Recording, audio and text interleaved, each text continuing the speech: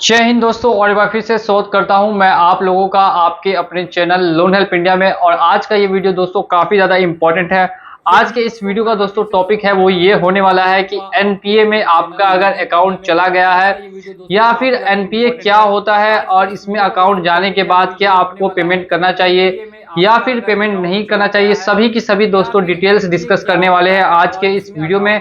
तो अगर आप हमारे चैनल पर नए हैं और चैनल को अभी तक सब्सक्राइब नहीं किया है तो चैनल को सब्सक्राइब करके बेल आइकन प्रेस कर दे। लोन से रिलेटेड सभी की सभी जानकारी दोस्तों आप लोगों को इस वीडियो के माध्यम से मिल जाएगी। और खास करके एनपीए से रिलेटेड कि एनपीए आखिर क्या होता है, लोन डिफॉल्ट करने पर या बैंक की भाषा में एनपीए को क्या कहा जाता है, कैसे आप लोग चेक कर सकते हैं कि आपका जो अकाउंट है वो अभी लोन अकाउंट एनपीए में गया है या फिर नहीं गया है, या फिर आपके मन में सवाल है अगर अकाउंट एनपीए में चला गया तो फिर आगे हम लोगों को क्या स्टेप्स लेने चाहिए ताकि हम इनका पेमेंट कर सके या फिर एनपीए से अपने अकाउंट को हटा सके।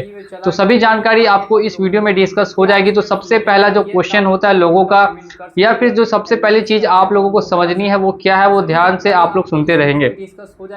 तो सबसे फर्स्ट चीज जो आप लोगों को जानना है एकदम इम्पोर्टेंट है वो है कि एनपीए आखिर क्या होता है और आखिर ये कब होता है। तो अगर आपने लोन लिया है, मैं एग्जांपल के साथ समझाऊंगा तो आपको ज़्यादा अच्छे से समझ में आएगा।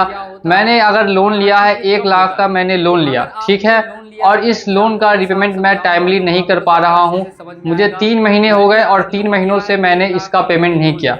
तो ये जो मेरा 3 महीने का ईएमआई है जब मैं पे नहीं करूंगा तब उसके बाद बैंक या फिर एनबीएफसी, ध्यान से समझिएगा, बैंक या एनबीएफसी मेरा अकाउंट एनपीए में डाल सकती है। जरूरी नहीं है कि 3 महीने के बाद डाले, किसी किसी का 6 महीने के बाद, किसी का साल भर बाद, लेकिन अकाउंट एनपीए में जाता है। फॉर एग्जांपल मैं यहाँ पे आपको दिखा सकता हूँ कि गूगल से सर्च करके a non performing loan is a bank loan that is subject to late repayment. Late repayment का ही मतलब है दोस्तों कि जब आप लेट रिपेमेंट करते हैं तभी आपका अकाउंट एनपीए में जाता है। Non performing loans represent a major challenge for the banking sector as they reduce profitability, यानी इससे बैंकिंग का प्रॉफिट कम होता है। आखिर कैसे बैंकिंग का प्रॉफिट कम होता है इसके बारे में भी दोस्तों मैं आप लोगों को डिटेल्स में बता रहा हूं। तो ध्यान से देखिए कि जब आप लोग, या मैंने एग्जांपल लिया था कि मेरा 1 लाख का लोन है जो अभी तक ड्यू है, तो मैं जब 1 लाख का जो लोन है वो ड्यू रहेगा, उसका इंटरेस्ट रेट या टाइमली पेमेंट नहीं करूंगा तो उस पैसे से बैंक को कोई भी फायदा नहीं पहुंचेगा। जब उस पैसे से बैंक को कोई भी फायदा नहीं पहुंचेगा तो वो लोग नॉन परफॉर्मिंग एसेट में मेरा अकाउंट डाल देंगे। इसका ये मतलब है कि अब मेरे पैसों से उनको किसी भी तरीके से कोई भी फायदा दोस्तों नहीं पहुंच रहा है, इसीलिए मेरा अकाउंट उन्होंने एनपीए में डाल दिया। अब आप लोगों को इतनी ही बात समझ में आ गई होगी कि आखिर अकाउंट एनपीए में कब जाता है और कैसे जाता है। अब इसके बाद नेक्स्ट डिस्कस करते हैं कि एनपीए में अगर आपका अकाउंट चला गया, ध्यान से समझिएगा, तो उसको आप वापस से हटा कैसे सकते हैं, यानी एनपीए से पीए में कैसे लेकर आ सकते हैं, क्या ऐसा पॉसिबल है या फिर पॉसिबल नहीं है, इसके बारे में भी मैं आपको डिटेल्स में बताऊंगा। तो आप वीडियो को स्किप करके कहीं मत जाइएगा, वीडियो पूरा एंड तक जरूर से जरूर देखते रहिए। तो अब मैं यहाँ लिख रहा हूँ एनपीए से बताऊंगा तो आप पीए में स्किप करके कहीं मत जाइए, अकाउंट कैसे डालें जरूर से जरूर देखते रहिए। तो यहाँ पे देखने के लिए मिलेगा दोस्तों कि एनपीए से पीए में अकाउंट कैसे डाला जाए, यानी कि रेगुलर अकाउंट वापस से आप कैसे कर सकते हैं। तो ध्यान से देखिए, इसके लिए आपको क्या करना होगा। यहाँ पे मैं देख सकता हूँ कि कर्जधारक लगातार 3 महीने तक बैंक की किस्त नहीं चुका पाता है तो उस कर्जधारक के लोन को एनपीए घोषित कर जाता है। इससे कर्जदारों की सिविल रेटिंग खराब हो जाती है। कर्ज लेने के लिए सिविल रेटिंग का अच्छा होना बहुत जरूरी है, यानी एनपीए में अकाउंट डालने के बाद जो आपका सिविल है उस पर इफेक्ट पड़ता है, सिविल स्कोर भी तेजी से घटता है। तो अगर आप दोबारा से एनपीए का जो अकाउंट है उसको रेगुलर अकाउंट करना चाहते हैं तो उसके लिए क्या ऐसे स्टेप्स है जो आप लेंगे और उसके बाद आपका जो अकाउंट है वो दोबारा से रेगुलर अकाउंट हो जाएगा। देखिए ये बात तो आप लोगों को मालूम होनी चाहिए कि अगर आपका अकाउंट भी एनपीए में चला गया है तो फिर अगर उसके बाद आप उसकी ईएमआई भी जमा करेंगे तो इससे आपको कोई भी फायदा नहीं पहुंचेगा। जी हाँ दोस्तों, आपने एकदम सही सुना। तो ये बात आप लोगों को मालूम होनी चाहिए कि एनपीए में अकाउंट जाने के बाद आपको कोई भी ईएमआई पे नहीं करनी है। कब तक पे नहीं करनी है? जब तक आपका अकाउंट दोबारा रेगुलर अकाउंट ना बन जाए। अकाउंट जाने के बाद अब दोबारा रेगुलर अकाउंट बनने के लिए क्या स्टेप्स आप ले सकते हैं, कैसे ऐसा होगा, तो ध्यान से देखिए कि एनपीए में जाने से आप अपना अकाउंट रोक भी सकते हैं। उसका एक सबसे बड़ा रीजन ये है कि आप बैंक को मिनिमम ड्यूज पे करते हैं या फिर बैंक को बता दें कि आप अपना पेमेंट कब तक कर सकते हैं, तो बैंक वाले आपका अकाउंट फिर एनपीए में नहीं डालेंगे। ये एक स्टेप है जिससे आपका अकाउंट एनपीए में जाने से बच सकता है। अब दूसरी बात हम लोग ये करते हैं कि अगर एनपीए में अकाउंट चला गया फॉर एग्जांपल, तो वापस से आप उसको पीए में कैसे लाएंगे या फिर वापस से पीए में लाने के लिए क्या स्टेप्स आपको लेने पड़ेंगे। तो देखिए, अगर आपने किसी भी बैंक से या जिस बैंक से लोन लिया है उसके ब्रांच में आपको जाना होगा।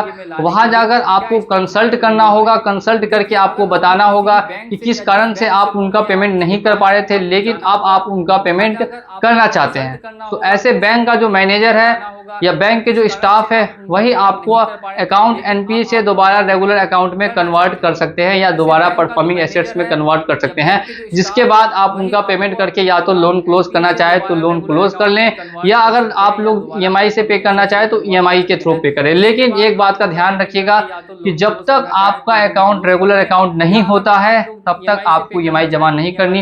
एक बार जब आपका अकाउंट रेगुलर अकाउंट हो जाए तो फिर आप ईएमआई जमा कर सकते हैं। अब दोस्तों हम लोग यहाँ पे बात कर लेते हैं कि आखिर कैसे चेक करते हैं कि हमारा अकाउंट एनपीए में गया है या फिर नहीं गया है। तो देखिए दोस्तों, उसके लिए क्या करना होगा, तो ध्यान सुनिए कि आपको अपने सिबिल को चेक करना होगा। अगर आप अपना सिबिल चेक करेंगे किसी भी वेबसाइट से जाके, तो वहां पर आपको शो करेगा कि आपका अकाउंट अभी एनपीए में है कि नहीं है।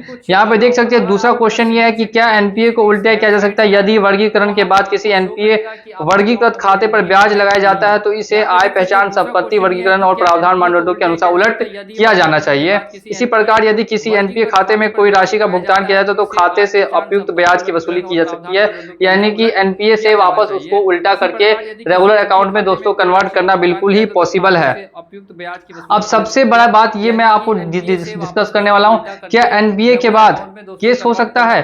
ये काफी लोगों का क्वेश्चन है और मैं यहाँ पर पहले सर्च भी करूंगा और उसके बाद आपको प्रूफ के साथ ही दिखाऊंगा कि आखिर लोग जो मुझे बार बार पूछते हैं ये काफी लोगों एनपीए से क्या केस होता है, करूंगा और उसके बाद आपको प्रूफ के साथ ही दिखाऊंगा कि आखिर लोग जो मुझे बार बार पूछते हैं।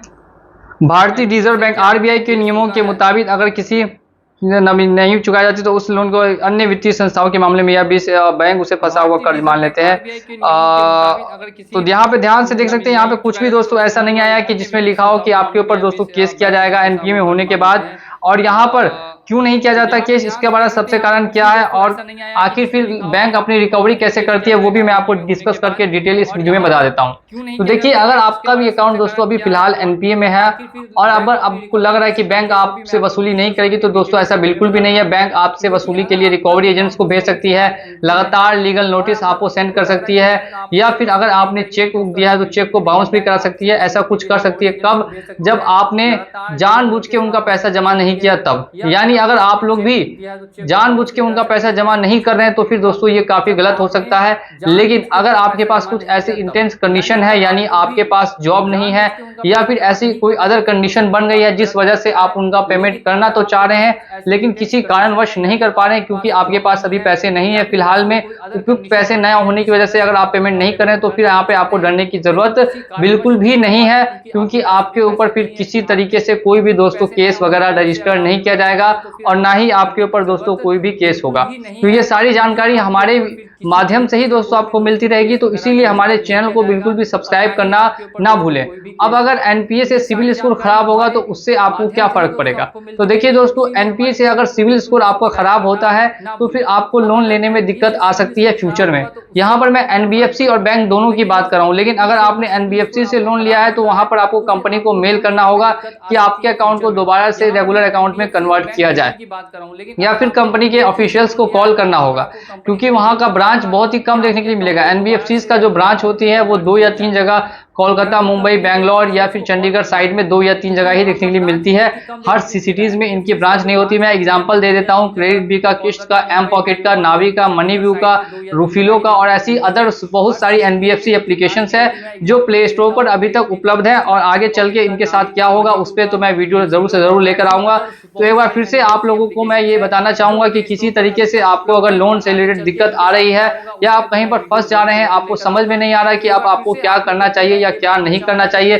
तो ये जो हमारा चैनल है लोन हेल्प इंडिया, इसके जरिए आप लोग लोन से रिलेटेड सभी समस्याओं का हल काफी जल्द से जल्द पा सकते हैं और यहाँ पे आपको सभी डिटेल्स के साथ वीडियोस मिलती रहती हैं। तो अगर आपने हमारे चैनल को सब्सक्राइब नहीं किया है तो जल्द से जल्द जाइए और जाकर चैनल को सब्सक्राइब कीजिए और बेल आइकन को प्रेस कीजिए। Have a good day. जय हिंद, जय भारत।